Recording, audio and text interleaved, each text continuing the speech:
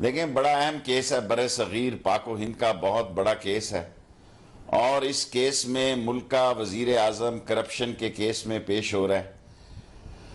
कौम का मुतालबा तो ये था, अपोजिशन की डिमांड तो ये थी कि स्टेप डाउन करके पेश हों, लेकिन मेरे ख्याल में उन्होंने फैसला कर लिया कि मैं ना मानूं और लड़ाई झगड़े का और फसाद और दंगे का।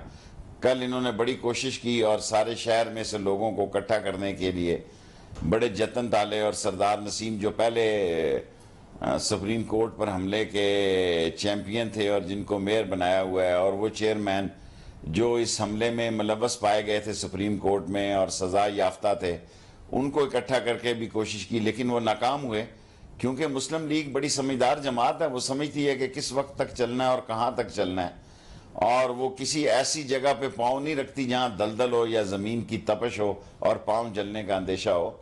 सो आज उन्होंने बताना होगा कि ये पैसे कैसे बाहर गए और कैसे वहाँ से फैक्ट्रीज बनी और कैसे कतर गए, कैसे दुबई गए, दुबई स्टील मिल कैसे बनी, कतर कैसे बनी, फिर सऊदी अरब में कैसे हुआ, फिर फ्लैट कैसे बने, और हुदैबिया पेपर मिल का जो मेन केस है उसमें तो खैर शहबाज शरीफ है, नवाज शरीफ साहब का नाम नहीं है उसमें। शहबाज शरीफ जो है वो सिग्नेचरी है।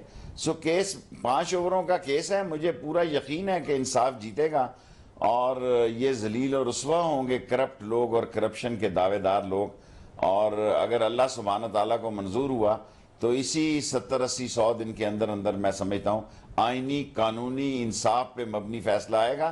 कौम को सुप्रीम कोर्ट के पीछे खड़ा होना चाहिए। हम सुप्रीम कोर्ट के पीछे खड़े हैं और सुप्रीम कोर्ट के साथ हैं। जो भी फैसला सुप्रीम कोर्ट देगी वो हमें काबिल कबूल होगा। शेख साहब, 5 ओवर्स का फैसला है, 3 ओवर्स तो गुजर चुकी, क्या समझते हैं अब तक कुछ JIT को स्कोर कर सकी? अब तक कोई तहकीकात इस मुताबिक है कि आप मुतमईन हैं उससे?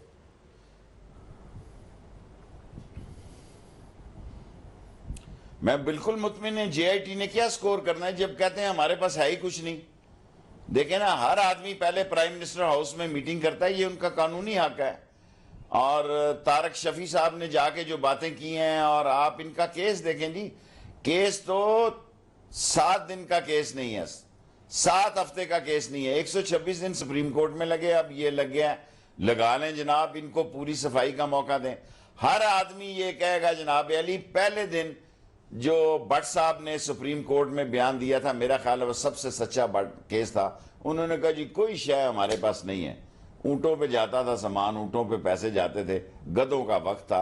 अब ये जो है ट्रांजैक्शन, हालांकि उस वक्त स्टैंडर्ड के बैंक मौजूद थे, 28 बैंक दुबई में जिनमें दुनिया के चोटी के बैंक मौजूद थे। उन्होंने कहा नहीं जी ये तो गधों पे और ऊंटों पे सारा सामान जाया करता था। और मेरा नहीं ख्याल कि नवाज शरीफ साहब इस केस से बच सकें। और जो मैं पहले कहता था, आज से 126 दिन पहले दिन सुप्रीम कोर्ट में मैंने कहा था कि नून और कानून का गो, मेरे साथ 20 करोड़ में लोग मुतफिक नहीं है, लोगों की रिजर्वेशन है, क्योंकि JIT को बदनाम किया जा रहा है, JIT के एतमाद को नुकसान पहुंचाया जा रहा है। लेकिन मैं अकेला आदमी कह रहा हूं, पहले मैं कह रहा था नून और कानून में से एक का जनाजा निकलेगा सियासी, अब मैं कहता हूं नून का सियासी जनाजा निकलेगा और इस मुल्क की सियासत में बहुत बड़ा रद्दोबदल होगा आइंदा आने वाले 70 से 100 दिनों में। पहले मैं 125, 100, 125 कहता था, अब मैं 70 और 100 कह रहा हूं। ठीक है, ये जो धमकियां दी गई हैं, दबाव डाला जा रहा है, ऑफिशियल जो मशीनरी है वो इन्वॉल्व है, किस हद तक असरअंदाज हो सकती है? या JIT वाले भी तो इंसान ही हैं, जिस तरह बीवी बच्चों को, उनके खानदान वालों को धमकियां दी जा रही हैं।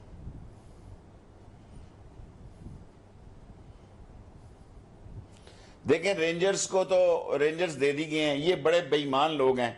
कभी आपने सुना कि कराची का, सिंध का गवर्नर, उसने 26-24 लड़के लड़कियां भर्ती की हुई हैं, वहां से मीडिया सेल चला रहा है JIT के खिलाफ।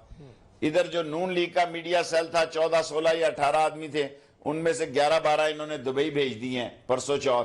सो ये सारे 2 नंबर के लोग हैं। जब मुस्तहिक आदमी को नहीं, जब लॉयल्टी पे दिया जाए, क्या है जी जुबैर, क्या है निहाल हाशमी, ये काउंसलर नहीं बन सकते जनाब।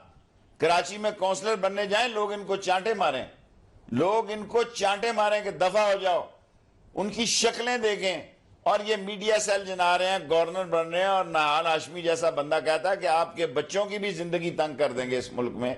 सो जब ये केस का फैसला हो जाए उसके बाद भी JIT के लोगों को सिक्योरिटी मिलनी चाहिए, क्योंकि ये गंदे लोग हैं, ये लोगों को खरीदते हैं, लोगों की मसाइल को खरीदते हैं, लोगों की मजबूरियों को खरीदते हैं, और जो आदमी मजबूरियों को खरीदता है उससे कमजर्फ, कमअक्ल और ज़हनी पस्ती का शिकार कोई हुक्मरान नहीं हो सकता जितने ये हैं। शेख साहब, तफ्तीश के बाद JIT को सिक्योरिटी मिलनी चाहिए, ये तो सब कहते हैं, सुप्रीम कोर्ट भी साथ है, जाहिरन आप देख भी सकते हैं।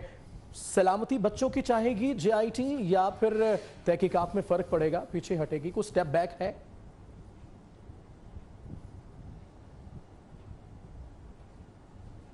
इंशाअल्लाह ताला नहीं फर्क पड़ेगा। ये नून लीग की पूरी कोशिश है, ना है लोगों का पूरा ये एहतमाम है कि आखिर में एक दो आदमी शायद टूट सकें, नहीं टूटेंगे इंशाअल्लाह ताला। मुल्क के लिए जीने देखें, JIT is a part of supreme court.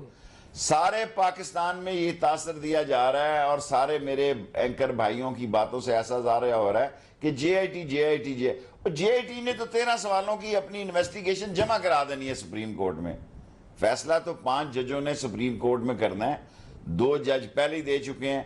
अगर एक जज ने और ये कह दिया कि ये पप्पू फेल है और ये जनाब अली ये इसका थीसिस जौन सा टोटली नकल मारने वाला है, तो ये आउट हैं और इस मुल्क में क्या सियासी रद्दोबदल आएगी। मैं तो नवंबर तक नए इंतखाबात देख रहा हूँ और कोई गैर आइनी काम नहीं होना चाहिए। आइन और कानून के मुताबिक अगर सुप्रीम कोर्ट इनको नाहल करार दे और इनको करप्शन में मुलव्वस पाए तो आर्टिकल 190 के तहत शाम मगरब की नमाज से पहले इनसे प्राइम मिनिस्टर हाउस खाली करा लिया जाए, और खाली कराने के पीछे 190 और सुप्रीम कोर्ट का फैसला होना जरूरी है।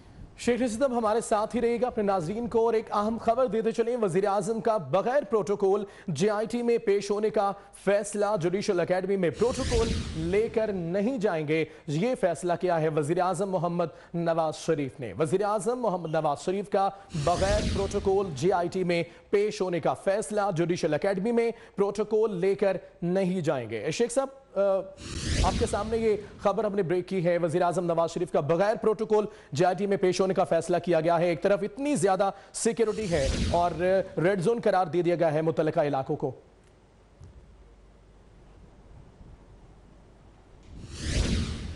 देखिए, उसके बिना पेश हुए हैं, वो तो ऐसे पेश हुआ है जैसे सिकंदर आजम का बेटा पेश हुआ है।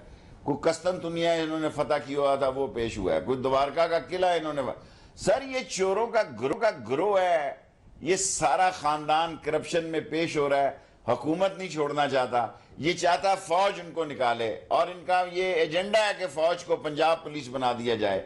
और उनकी सारी सूरत हाल देखें कि ये पाकिस्तान की फौज को पंजाब पुलिस बनाना चाहते हैं, और फौज जो है पाकिस्तान के नजरियाती, जोग्राफियाई और इस्लामी सरहदों की जो मुहाफिज है, उसकी ये जिम्मेदारी है कि इस मुल्क में इंसाफ का अमन हो। और कल बहुत अच्छा बात की है बाजवा साहब ने भी कि हम स्टेटस को के खिलाफ हैं, हम स्टेटस को नहीं चाहते, इंसाफ पे मबनी माशरा चाहते हैं, और इंसाफ पे मबनी माशरे को पूरी सपोर्ट मिलनी चाहिए। ठीक है शेख साहब, अंजुम रशीद साहब ने भी हमें ज्वाइन किया है, सीनियर तजियाकार। अंजुम साहब, आप अगर शेख साहब से कोई सवाल करना चाहें। अच्छा शेख साहब, आपको क्या नजर आ रहा है कि जो मियां नवाज शरीफ ने जो है वो सुप्रीम कोर्ट में अपना बयान भी दाखिल करवाया था, और मियां नवाज शरीफ के बच्चों ने भी सुप्रीम कोर्ट में अपना पॉइंट ऑफ व्यू दिया था, और अब जो है JIT के सामने आप समझते हैं कि JIT को कोई ये नया सबूत फराहम कर देंगे या JIT को नया सबूत हासिल कर लेगी?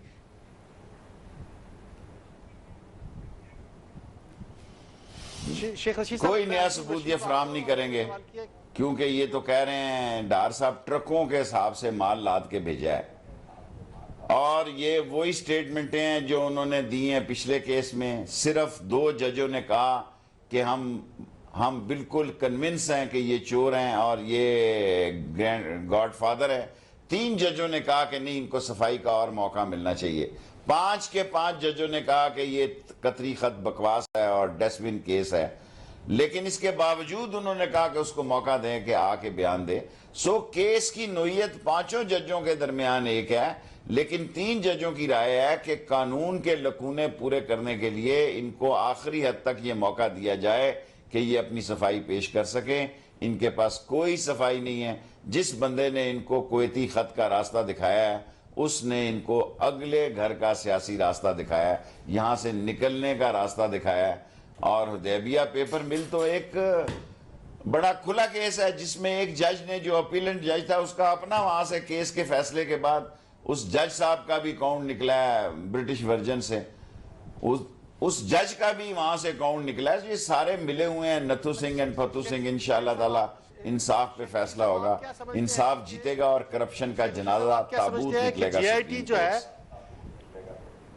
शेख साहब आप क्या समझते हैं कि जीआईटी कोई ऐसा सबूत फराहम कर पाएगी जो 3 जज अब तक मुतमिन नहीं हुए थे, वो जज अब मुतमिन हो जाएंगे कि जीआईटी साबित कर दे कि इन्होंने रिश्वत के पैसे से लंदन के फ्लैट खरीदे? जीआईटी को ऐसा काम कर सकेगी? आपको नजर आ रहा है?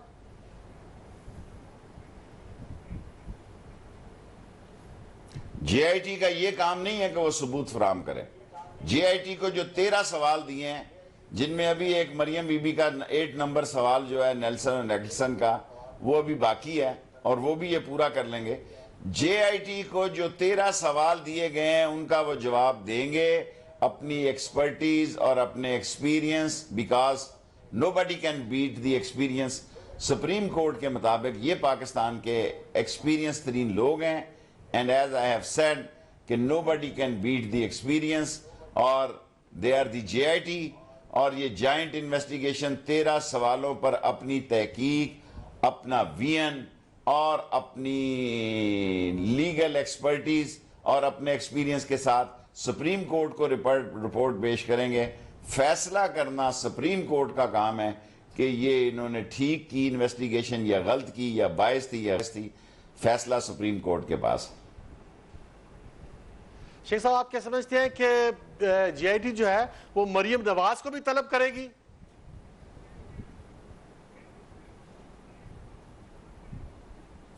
देखें, एक वही रह गई है मेरे ख्याल में।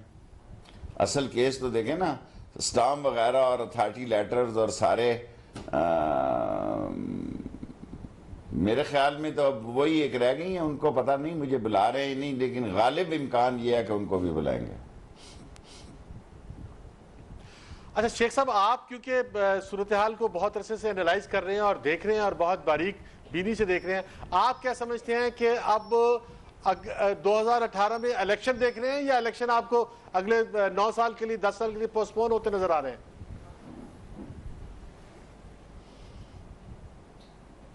मैं तो अगर इलेक्शन देख रहा हूँ इस साल नवंबर में देख रहा हूँ। अगर मुझसे कोई पूछे तो मैं तो पेशन गोइयों की बात नहीं करता, क्योंकि मुख्तलिफ लोगों की मुख्तलिफ राय है।